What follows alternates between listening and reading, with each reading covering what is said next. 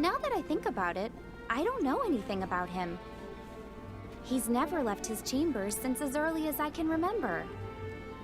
Ah, that's true. What's up, everybody? So that was actually about Dario, but I thought it would be pretty funny to include that out of context. So today I wanted to talk about Salire in a little bit of a different way than what everyone else is talking about. I know there's this whole controversy going on, but when I think about Salire, I sort of think of a smart, quick-witted, sarcastic, someone who has a delusional sense of confidence, self-confidence, someone who is persuasive, and someone who is definitely short-tempered. As I kind of think of all these qualities, and as I've played through the story of this game, she always reminds me of a character from a game that I've played in the past, a very classic game known as Brave Fencer Musashi. So let's go into the clip of that. Have you guys seen the real Sir Musashi? No, we haven't! Then maybe the real Sir Musashi is this puny little thing. What the? Who did you say was puny? And why are you guys wearing such stupid costumes? Stupid costumes? Take that back, you little turd! Please, princess, Sir Little Turd, calm it down. The name's Musashi, you geezer! And so you see that the two characters here have like a back and forth, like a banter type of situation where they're sort of just like arguing the whole time. And that really just reminds me of both Adelard and Salire. And let me go into this clip and you guys can sort of see what I'm talking about. Thanks for the send-off. This is as far as you go. What are you talking about? I'm coming with you, of course. Not happening. You say that, but it's not like you can stop me. Besides, I'm not gonna be separated from my big brother. Salire, this is a mission, not a game. That's why I'm going too. You know how talented I am, don't you, brother? Well, yes, I'll admit that, but... Then, it's decided. So as you can see, it's kind of the same kind of dynamic where Salire and Adelard are kind of going back and forth. And Salire's trying to just convince Adelard, and I thought that was really funny. So let's go into our next clip here. Musashi! Musashi? Ha ha ha ha! You're the summon hero? You're pulling my leg. Now, y'all give me Lumina, won't ya? If you do, y'all get this little lady in exchange. Yeah, right! You wish, pal! Let go of the princess! Ha ha ha ha! Y'all being fooled! What should I do? Like, what are you saying? Use Lumina! Oh yeah! I got you now, Rudrick! Alright, Lumina! Musashi, just hurry up and bash this hunk of lard! So even though they started with a bunch of friction, they were kind of like arguing back and forth. You could see like pretty soon into the game, they're already like working together, giving each other like suggestions and like how to, do well in battle or whatever. And to me, I sort of see that same kind of relationship dynamic going on between Salire and Adelard. So let's go into our next clip here. So, are you going to do it? Do it? Do what? Save Mont, of course. What else would I mean? Are you suggesting that we side with Leonis? Well, Lady Macherie is in love with Mont, right? It was written all over her face. Yeah, she does seem smitten. But alas, we are Horn, and so we are allied to Fennis. Huh? So we're going to fight Leonis? Not necessarily. Our mission is to retrieve the ancient relic. But if anyone gets in my way, then I'll just have to take them out. So, if that someone who gets in your way just happens to be Moraga...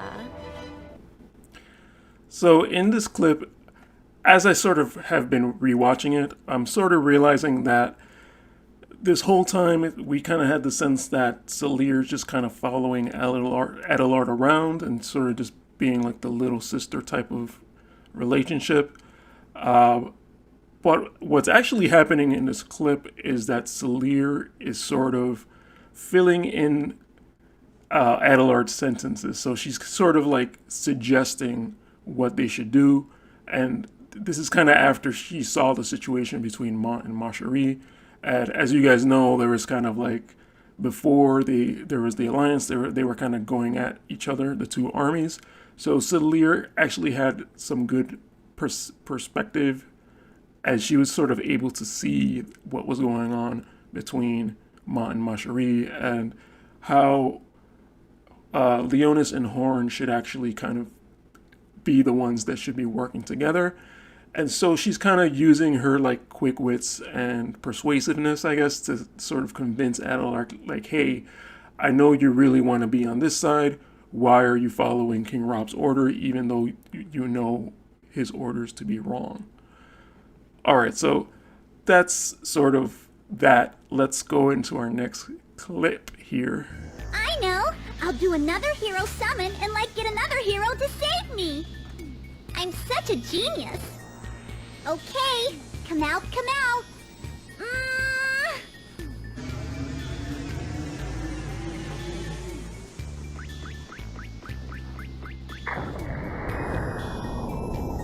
Alright, I did it! Like I must be a genius to be able to summon two heroes! Hey! You tried to trick me! Haha! Guess it didn't work. Anyways, I'm kind of busy now, so catch you later, okay? Huh. You would be nicer to me if you knew about the nice present I have for you. Present? Musashi! Princess! Jiro, you... So I guess if I agree to pulverize you, you'll free the princess, right? I did not want to play unfairly, but I had no other choice. All right then. I accept your challenge. Do not worry. My victory will only take a second of your time. Musashi, like hurry up and clobber the snob! Okay, okay. Still as loudmouthed as before. Glad you're all right. Snob? What do you mean a snob? And so I kind of thought it was funny how in the original reference to Musashi, she's actually summoning heroes using like these crystals, which is a lot like War of the Visions. Coincidence? I think not. But the second guy that she summoned there, Kojiro, she clearly doesn't have the same kind of relationship with him. He's a little out of touch. Like he just doesn't seem to be in the moment as much as Musashi. And so even though he's like that second hero, like he's the one that's supposed to save the princess, Musashi is really the one on her wavelength. And they're sort of kind of like arguing with each other, but at the same time, you know, she wants him to save her. So I thought that was a pretty cool dynamic. And so the next two clips I'm going to go into here are about Salire. Salire, she has like this short-temperedness about her, and it sort of reminded me about a specific scene in Brave Prince of Musashi. I thought there was another one, but this was the only one that I was able to find. And so this is going to be sort of show the ending of Brave Prince of Musashi, so if you guys don't want to see that, probably fast forward to the next section. So let's go into this. Lord Adelard! Hey! Hold up! Would you kindly keep your hands off my big brother?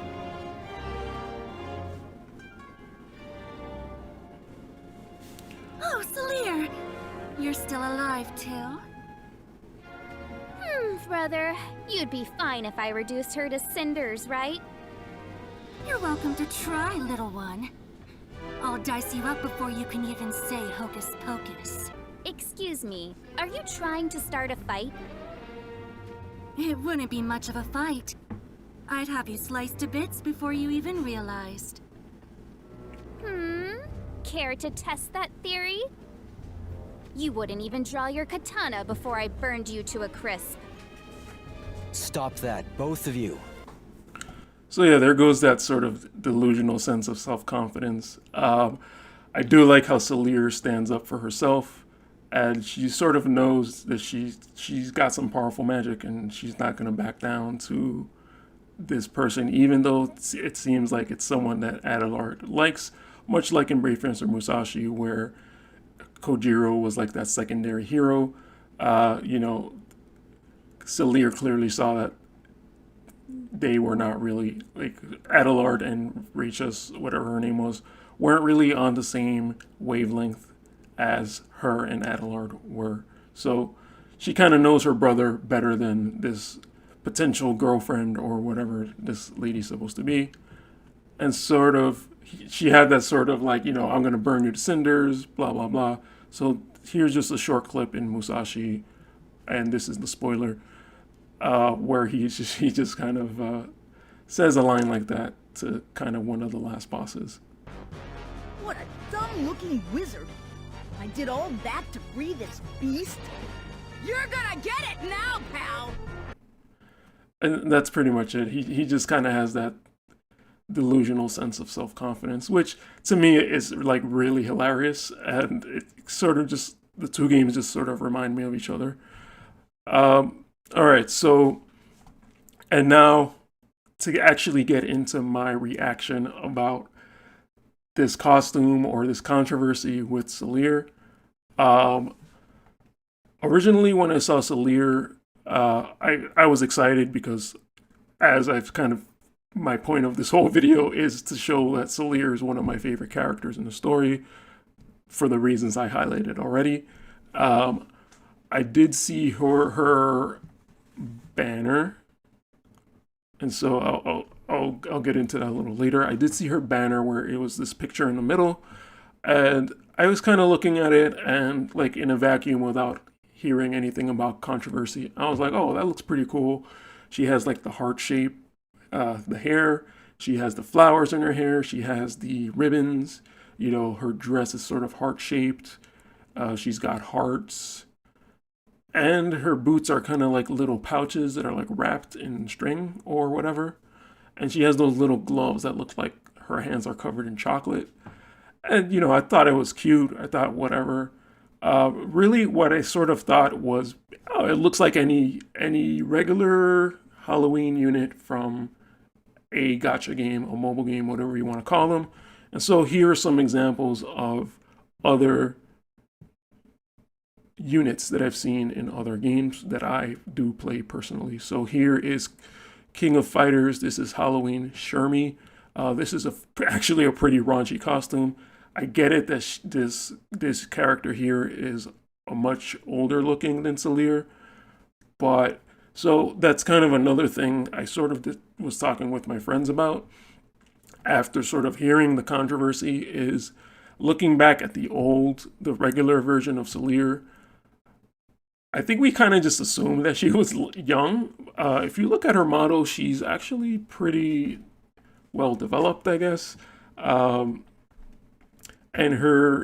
if you look at her model side by side to like Adelard, she's actually like almost his height. So it's like, yeah, she's his little sister, but like, I'm not sure if there's really any like problem going on there.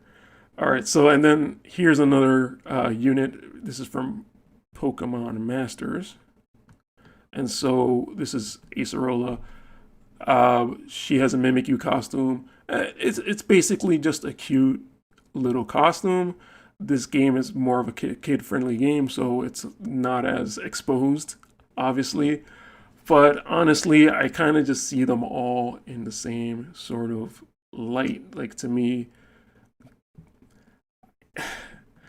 it's sort of the nature of these gacha games, these mobile games, to just have like waifus, as people call them, and it just is what it is to me.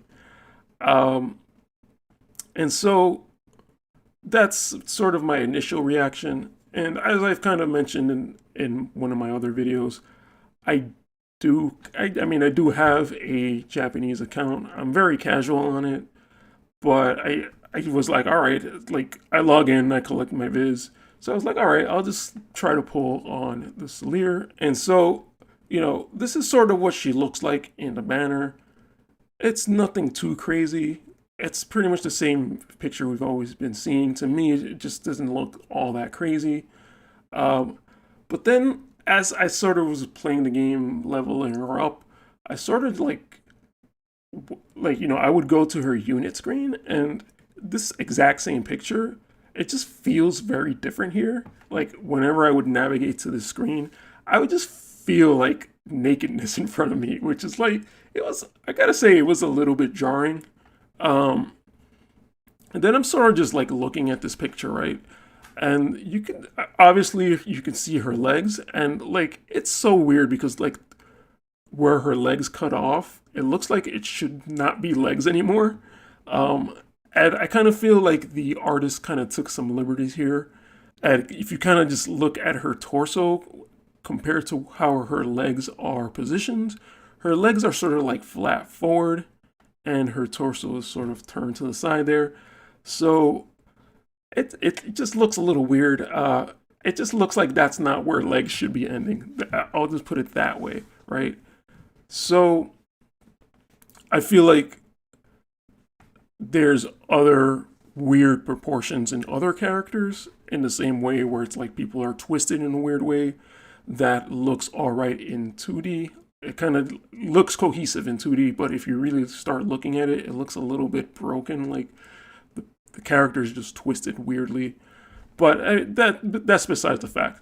The thing that was a little bit jarring to me was that she just looked very naked, and it's not like I was trying to like look for nakedness, but she just looked very naked, and it was just like, oh wow, she looked pretty naked.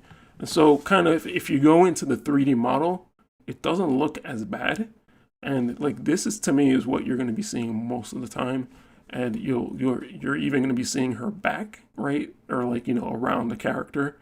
So looking at her from here, like you can see the ribbons on her legs are like a lot thicker. And the dress actually comes down a little bit further. So I'll get into that a little bit later. The whole cleavage part doesn't look as bad. I mean, I guess it is still bad. But I mean, the rest of her design is just, I personally think the rest of her design is pretty good. Like the whole hair thing, the dress and the heart, all the heart shapes, the flowers. I think kudos to the guy that designed this. So this is kind of the part in the video where I talk about my response to the Cabbage video. I'm sure you guys have all seen the Cabbage video, and he asked for people to respond. I don't really know if he's going to watch this or not, but there's sort of one thing that he mentioned. There's a few things that he mentioned that I sort of wanted to talk about. For the most part, I agree with most of what he said. But this is one thing I agree with, and the thing was the virtue signaling.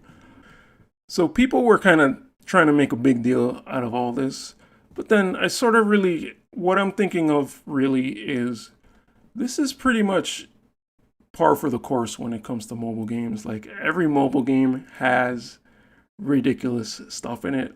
And honestly, if you're going to be offended about, one thing, if this is a young looking character, I totally get that, but you should also be offended by the fact that just women are being objectified.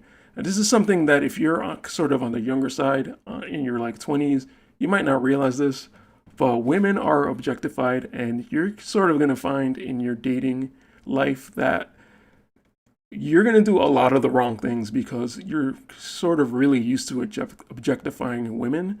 And that's sort of something that you see a lot on TV, in the media, social media, like YouTube, whatever. You see a lot of objection of women, right? And you don't even realize how bad it is until like people start having conversations with you about how they feel and how things make them feel and how things make them feel insecure. So honestly, if you're going to be really getting offended by this, then I think you should just quit playing mobile games and maybe even quit playing video games, because there is like a ton of objectification of women. in these games. And sort of one thing that I wanted to mention was how pretty much every mobile game has objectifying characters. So let me go into my examples here. This is King of Fighters All-Star. This is a game that I actually play quite a bit behind War of the Visions. This is like my second place game. I basically was trying to find to see if there were any, childlike characters that were very, exposed. And honestly, I didn't really find any, which is probably a good thing. The one like young looking character that I did find, her alternate costume is a giant like bear, so a panda bear. So that's actually pretty funny. But what I did find was another funny thing was that the most sort of exposed characters in this game were kind of like girl versions of guy characters. And that's kind of weird, but kind of disturbing at the same time. And that's because it's really easy to compare that makes it easier to compare what a female character is seen as and what a male character is seen as. So this here is Lady Brian. Basically anyone with Lady as part of their first name is the girl version of a guy. So let's go to the next slide, and this would be regular Brian. So as you can see, they're wearing the same sort of uniform, like a football uniform. But regular Brian is much more covered up. But I guess his thing is that he has humongous muscles, right? So that's the way us guys are made to feel insecure, where our muscles aren't good enough and these guys have humongous muscles. But clearly in terms of exposing skin, clearly the female version is exposing way more skin. This is literally the female version of Odoa in this game. So yeah, let's just go into our next example, Lady Maxima. So I didn't even realize that, like, this is one of the characters that I got when I first started playing the game. I didn't even realize anything, but she is the female version of a guy called Maxima. And I don't really know much about Maxima, but Lady Maxima clearly looks like she's an android or she's robotic in some sense, which to me kind of further objectifies her. I don't know. I don't know if regular Maxima is robotic or anything. Somebody could let me know that. But it's sort of the same theme either way, where the lady version is very exposed and the male version is super buff and, covered up fully. Our next example here is Lady Yashiro. So Lady Yashiro is like a slightly different one because she is actually just as exposed as regular Yashiro, as you can see here. She might be actually a little bit more exposed, but I think this one was a little bit more interesting just because we get to see like sort of a hot version of a guy or something. I don't really know. I don't really know what people consider to be a hot guy. So this is sort of, to me, is just sort of like a weird, funny example. So another thing that I wanted to touch on from Cabbage's video, I don't know if this was his point, or I think it sounded more like other people were saying this, like this game is sort of a classier game.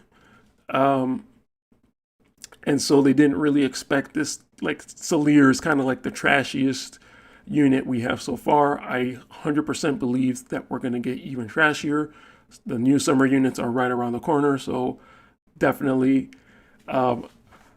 what I would say about the classiness of a game or about a character is that no one is really safe. So my example in King of Fighters, again, is Chizuru. I think I'm saying that right. As you can see here, this is a pretty modest costume. It looks sort of like a school uniform with sort of like a kimono style edge to it. I don't really know that much about Japanese dress, but that's sort of what it looks like to me. There's different versions of her. Here's another different version. It's pretty much the same, just a different color and a different angle. And then this next version is starting to get a little bit more exposed. It's not so much of a school uniform. It's more, it kind of looks a little bit more like almost like a Mortal Kombat type of thing. like a Sub-Zero or Reptile in this case, or maybe even like Jade. So again, this is still pretty like tame. And so here's another costume. This is more like a biker style, which to me is still pretty tame, right? I think this costume is fine and it retains a lot of the whole classiness. And so here's our last costume where it just gets thrown out the window. And this is just basically a bikini. And so when you play this game, this is actually animated and things animate. Let's just put it that way. So that's kind of the point that I wanted to make with that is it doesn't matter what kind of classiness. Nobody is really safe. Gumi is going to do whatever they can to try to convince you to buy a unit. And so I kind of see that more as our own fault for actually, you know, pulling for these units. Even if we don't buy them necessarily, the fact that we do get them sort of just signifies to Gumi or the developer, like, yeah, we do want this kind of stuff. So this is really more of our problem, more so than, you know, the game developer's problem. All right, so let me get into some things, a couple of things that I disagree with on Cabbage. And these are much more minor things. So one of the things that Cabbage said was that Gumi should not have, I'm pretty sure this is what he said, Gumi should not have listened to the consumers and they should have just stuck with what they thought they wanted to do. I kind of disagree with that. And if that's not what he said, then I'm sorry. But I kind of disagree with that because I feel like there should be someone working at Gumi that decides like, hey, you know what? This is okay for the Japanese market, but for the American market, maybe this isn't as good. Granted, we do have this here in this King of Fighters picture here in the American market, and I think this is probably fine for the American market. But maybe Salire is a little bit, like, I'll admit Salire's a little bit much for the American market. So I think that whoever that was, whether it was Justin or whether it was just like the culture guy at Gumi, I think that that person made the right choice. Granted, this probably wouldn't like blow up ridiculously aside from like the Reddits of the world, but I honestly think Gumi did the right thing by sort of drawing the extra piece of the outfit.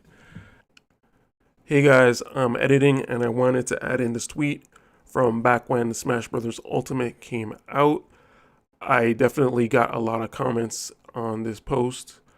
And to this day, I still get comments on this post.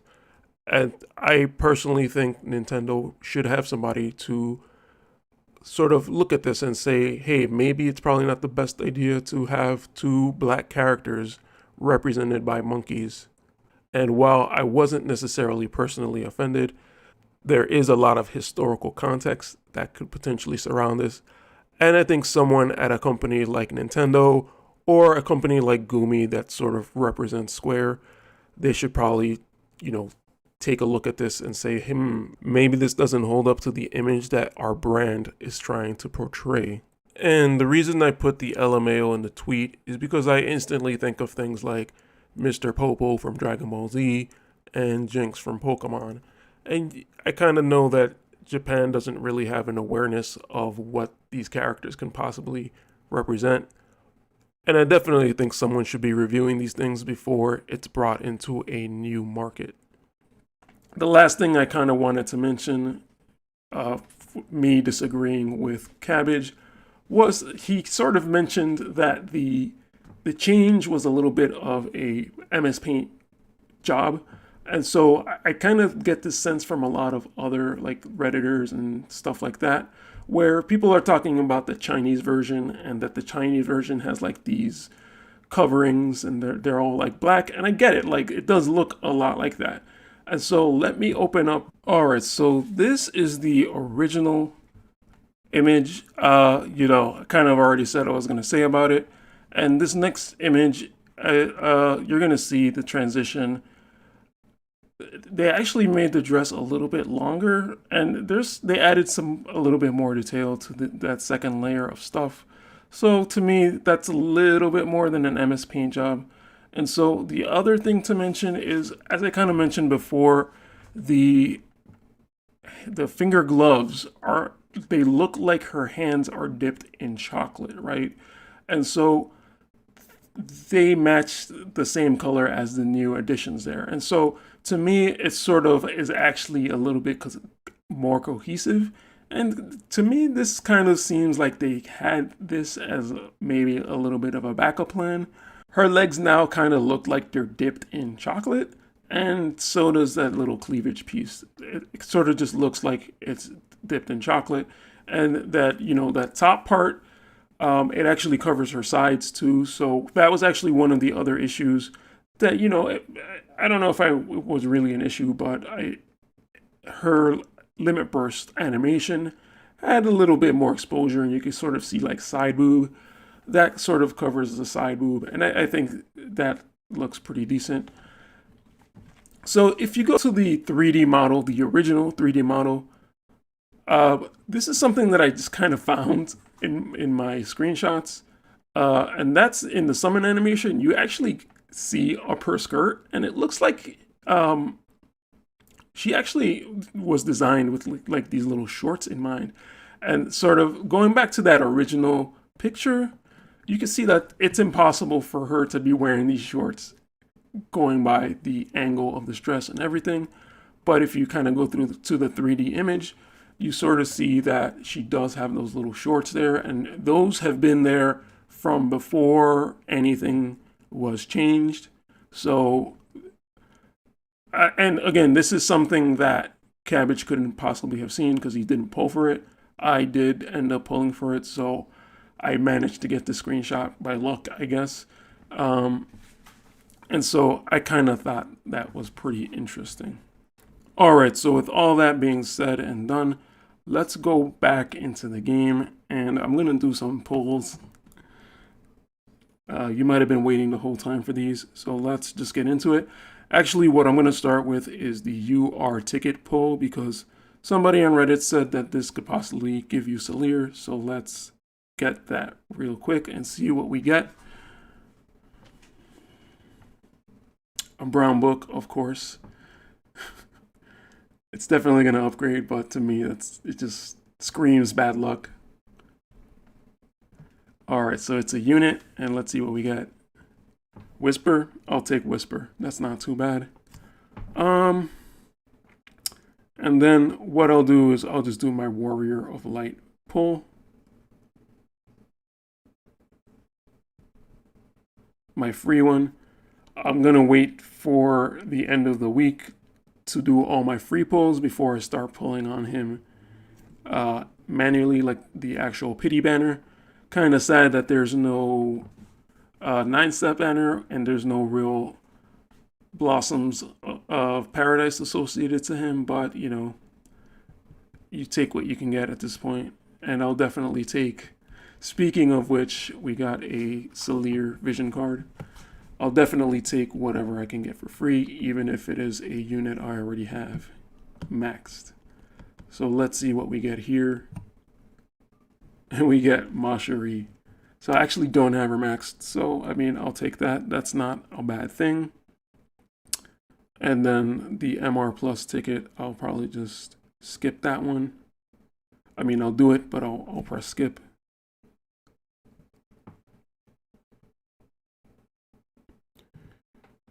And we get a Vistral. Don't really need him, but he will get his EX soon-ish, so that's going to be good to have. Alright, so like the last thing I wanted to do, since this whole video was about Salire, I am not going to do the 9th step quite yet, but what I'm going to do is actually do this paid banner, and I will 100% know that this is basically a coin flip, but at least it's 50%, so why not go for it? I did have this paid viz budgeted for Salire. As you can see there I have a 31,000, and there's actually a lot of deals going on right now, so I'll probably end up buying multiple of those, and it'll make up for what I'm gonna spend here. So let's go for it. And actually, each step is UR guaranteed, so it's basically the same. The first 2 steps are basically the same as the free Warrior of Light, except it's not Warrior of Light, it's Salire. So let's see what we get. And of course, we only get the 1 good unit at the top. Sort of what I feel about these guaranteed UR units summons is that since the UR is put at the last step, it's going to be spread out across all 3 steps. So it's going to look like you're not getting anything good, but you're actually getting pretty good stuff. All right, so we got Howlet. I kind of finished them off last week, so not anything too crazy there. Let's go to our next step and keep pulling. If I do manage to pull her early, I'll probably just stop there, but I'll just finish this for right now. And chances are I'm going to get Medina or Victoria, but at least I will take a Victoria, no problem. Ooh, looks like I got 2 UR cards. So there's actually a couple of cards that I need. So there is potential there. We got the Shadow Links card.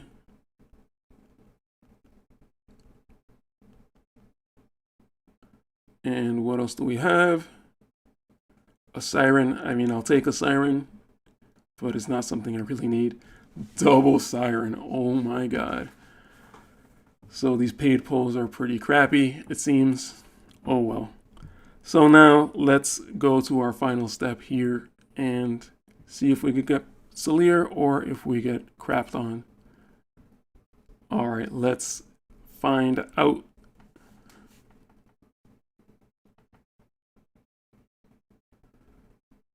And of course, it's this kind of summon. So let's see what we get at the end. Kind of want to skip, but if there's a summon animation, it's better not to skip, I guess.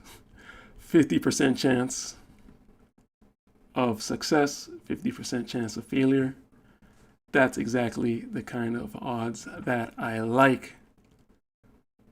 Do we get Salire? We got an upgrade. And we got Victoria.